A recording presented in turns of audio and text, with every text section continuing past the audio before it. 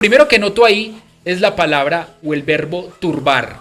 No se turbe vuestro corazón, creed en Dios, creed también en mí. El término griego para turbar allí hace alusión o puede ser comparado literalmente con el mar embravecido. O sea, el término griego utilizado allí está haciendo alusión a algo que tiene que ver con agua, como el mar embravecido. Y no solamente como el mar embravecido, sino también literalmente como aguas turbias. Entonces, cuando el Señor está utilizando este término griego allí para aplicarlo al corazón del hombre, primero que todo, quizás en lo posible, en lo que yo me alcanzo a imaginar, está utilizando términos que para ellos son familiares en la mayoría de los casos para los pescadores como Pedro, como Andrés, como Jacobo, como los hijos de Zebedeo, o sea, personas que tenían contacto con el agua. Cuando Jesús utiliza este término, pues precisamente les está haciendo esa aclaración con el agua, ya sea un río o un mar. La palabra turbar en ningún momento está queriendo decir que el individuo no puede enojarse, no puede confundirse. Él no está diciendo no lo hagan. Ese no se turbe, más que ser un mandato, es una invitación. Y esa invitación va acompañada de una solución. Imagínense por un momento un río, porque eso es lo que me lleva a mí a pensar la palabra turbar, un río. Imagínense por un momento un río. Ustedes ven un río de aguas cristalinas en el cual se mueven peces de varios colores, hermosos peces. Se alcanza a ver de pronto el brillo de las piedras aún con el mismo sol, o la misma agua resplandeciente con el mismo sol. Imagínense la pureza de esas aguas. Pero imagínense que también alguien que por un momento quiere dar pesca a uno de esos peces se mete al agua de forma brusca, y en el fondo de ese río, aparte de haber piedras, ¿hay qué? Hay arena. ¿Qué va a suceder? Esa arena se va a levantar inmediatamente y va a entorpecer la visibilidad para poder tomar los peces. Ahora, me parece muy interesante es porque en esos momentos se va a poner turbia el agua y no se va a ver lo que realmente queremos ver, y se va a ver muy fea el agua, se va a ver ni siquiera consumible, ni siquiera los peces para pescar, y se va a ver feo. Pero con el pasar de los segundos, esa agua turbia, si está en un río, va a volver ¿a qué? A quedar cristalina. Si esa agua turbia estuviese en un lago, pues no tan rápidamente va a quedar cristalina. Aquí cuando Jesús dice no se turbe vuestro corazón, no está negando en ningún momento que en los ríos, o aun que en el fondo del mar, o aun en el fondo de un mismo lago, no haya arena. Claro que la hay. Él no está diciendo en ningún momento, no, presérvese en cristalino. O sea, es que en ustedes no puede haber esa parte que puede despertar esa turbulencia en ustedes mismos. Claro que la hay. Él no está negando eso. Él no está negando que en nosotros no hayan cosas que se puedan disparar de forma instantánea con un pensamiento adverso, con algo que vaya contrario a lo que nosotros queremos. Claro que hay esa parte humana, por no decir carnal, claro que la hay. Y Él es consciente de eso. Lo más importante es que mantengamos esa arena en su sitio, esa turbulencia disipada. O sea, en otras palabras, tenemos arena dentro del mismo río donde fluye el agua cristalina. Lo importante es que tengamos la una separada de la otra, aunque estén las dos compartiendo un mismo espacio.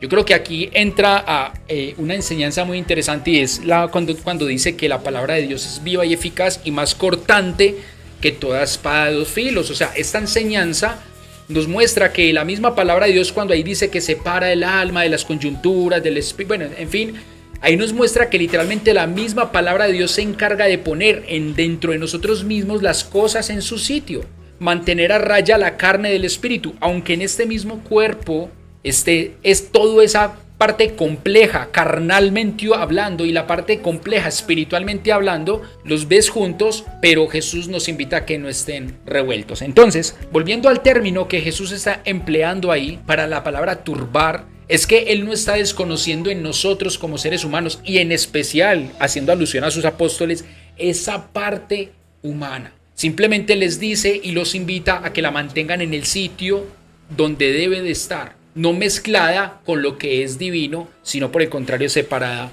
de lo mismo. Esa es la enseñanza que yo extraigo de ahí. El segundo término que utiliza es el término corazón. Cuando dice corazón, es que precisamente lo que se estaba turbando o lo que intenta turbarse es el corazón.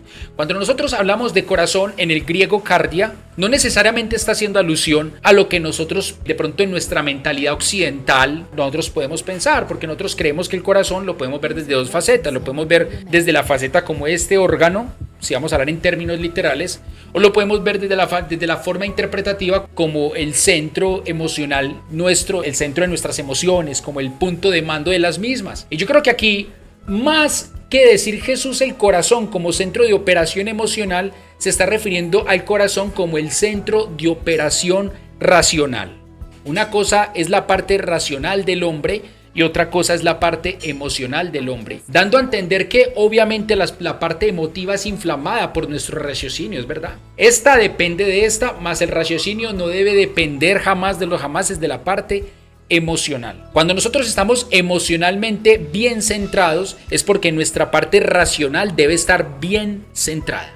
Cuando nuestra parte emocional está mal centrada, desenfocada, fuera de lugar, es porque tenemos que entrar a reevaluar qué está pasando con nuestra parte racional. Entonces, cuando Jesús está hablando del griego cardia, está hablando obviamente de ambas, parte emotiva y parte racional, pero haciendo énfasis en la parte racional. Cuando dice no se turbe vuestro corazón, en palabras traducidas y específicas está diciendo que tu mente no se confunda. O sea, eso le está diciendo. No permitan que sus mentes se confundan, su manera de pensar, su manera de racionalizar las cosas. Entonces, aquí ya vemos que vamos de una u otra manera entendiendo un poco más las palabras de él. De hecho, me parece muy curioso porque hubo un filósofo, un pensador llamado Heráclito, y Heráclito decía que es imposible que nosotros nos bañemos dos veces en el mismo río. Y es verdad, o sea, si estamos en un río, pues obviamente las aguas del río que pasan una vez no vuelven a pasar, o sea, en términos literales. Y yo creo que esta frase podría ser aplicada precisamente a lo que Jesús está diciendo. O sea, pasó una situación la cual no puede permitir que se turbe esa agua, ese pensamiento en tu vida, sino que por el contrario, si fluye el río de Dios en tu vida, es porque continuamente se está llevando esa turbulencia que en algún momento tú mismo agitaste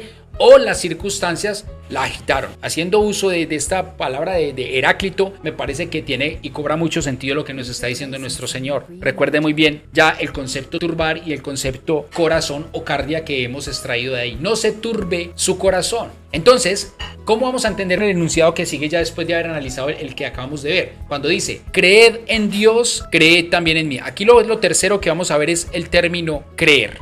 Primero que todo, recordemos muy bien que dentro de ese mismo contexto, mis amados, Jesús les está diciendo lo que les está diciendo por lo que yo les enseñé en el contexto al principio. Él notó de forma previa y basado en su omnisciencia, porque recordemos que Jesús es Dios encarnado, no solamente en lo que había escuchado por medio de Pedro, sino en lo que sabía que iba a escuchar por medio de Tomás, por medio de Felipe y por medio del mismo Judas Tadeo. Basado en su omnisciencia, él pudo notar esa confusión mental en los apóstoles. Entonces, él al notar esa confusión y al verlo realmente lo confundidos que estaban, él pudo notar que ellos también estaban confundidos no solamente en cuanto a los planes, presten atención a lo que les estoy diciendo, no solamente los vio confundidos en cuanto a los planes que él ya les había enseñado, sino que también los notó confundidos en cuanto a la identidad del mismo Jesús. Entonces, los nota confundidos en las enseñanzas que él previamente les había transmitido y los nota confundidos aún con la identidad de quién es él.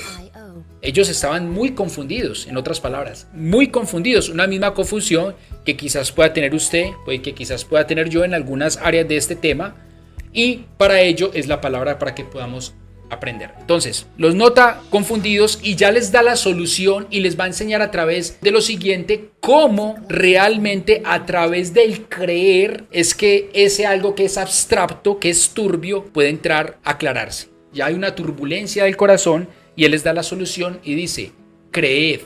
Ahora, me parece muy tremendo es porque ese creed que vemos acá, a continuación, no es un creer, él no está haciendo una invitación subjetiva. No está haciendo la invitación típica que de pronto nosotros como cristianos hemos escuchado y que no solamente quizás hayamos escuchado, sino que también profesamos e invitamos a otras personas cuando decimos, crean. Ah, no es que crean, no es que tenga fe.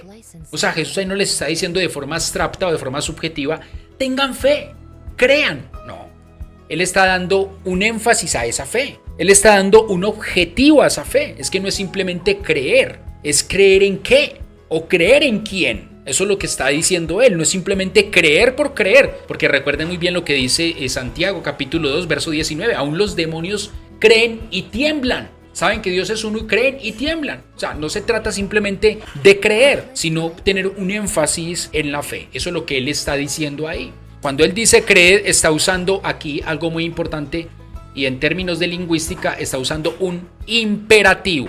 Él ahí no está utilizando o haciendo una invitación. Él aquí no está diciendo, bueno, si ustedes quieren, yo los invito a que crean. No, él no está diciendo eso. Cuando está hablando de utilizando un término imperativo, un griego imperativo, en otras palabras, es una orden. Es un mandamiento. La fe de la cual nos está hablando aquí Jesús es un mandamiento. O sea, no es opcional. Cuando no es opcional, no se puede dejar pasar por alto. Hay que cumplir, se cumple o se cumple. Es que está denotando que es totalmente imposible creer en Dios sin creer en Jesús. Ahí cuando dice creed en Dios, creed también en mí. En otras palabras les está diciendo, si ustedes creen en Dios, literalmente les está diciendo, tienen que creer en mí. O sea, de pronto si nosotros leemos el verso de forma corrida, decimos, creed en Dios, creed también en mí. Eso nos puede sonar en nuestro lenguaje español. No, es que Jesús ahí nos está invitando a que creamos en Dios y que creamos también en Jesús. Él no está invitando ahí a una fe y mucho menos algo subjetivo. Él está ordenando esa fe y él está diciendo que es de forma imperativa, que de la misma manera como lo hacen con Dios, de la misma manera, oiga, no está aquí utilizando como un rango inferior en cuanto a fe, que eso ya vamos a entrar a mirarlo. Dicen, de la misma manera como creen en Dios, deben o tienen que creer en mí. Esa es la expresión en el imperativo que está utilizando Jesús para referirse a él. Imperativo, o sea, es imposible creer en Dios si no creemos en Jesucristo. Me parece muy, muy interesante porque está haciendo una fe que es la misma fe, pero hay un paralelo en esa misma enseñanza que le está diciendo cuando dice Dios y mí. ¿Por qué un paralelo? Porque estamos hablando de una fe hacia un ser invisible en el cual ellos han venido creyendo por generaciones, a pasar a creer de la misma manera en Jesús como un ser visible. Entonces es tratar de relacionar esa misma fe en el mismo nivel que se le da a Dios ahora para Jesús como visible. O sea, en otras palabras, Jesús no está invitando a que pongan los ojos en él simplemente como un hombre. Creo que estoy siendo claro. Cuando él está diciendo que de la misma manera que creen en el Padre, que es un ser invisible, de esa misma manera crean en él, que es un hombre visible ante los ojos de ellos, en otras palabras está queriendo decir que depositen una fe divina hacia él.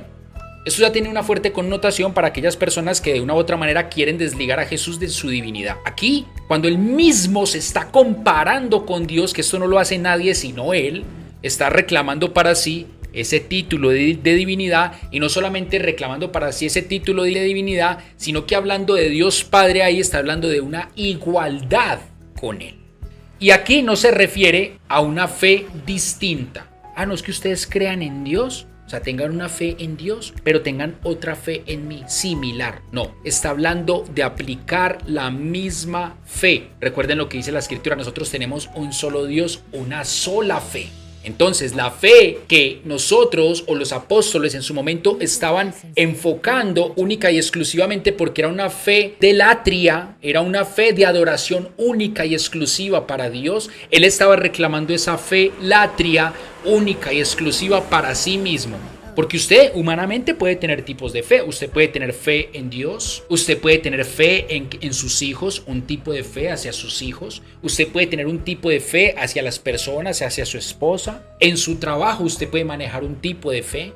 Pero cuando ya se hace una comparación, una analogía de fe con Dios, ya el cuento es otro. O sea, el nivel es otro y él se está poniendo al nivel de Dios. Para que no quede la menor duda, se está poniendo al nivel de Dios, reclamando para sí mismo esa divinidad, y no solamente reclamando para sí mismo esa divinidad, sino que reclamando para sí mismo ese tipo de adoración que se da por medio de la fe.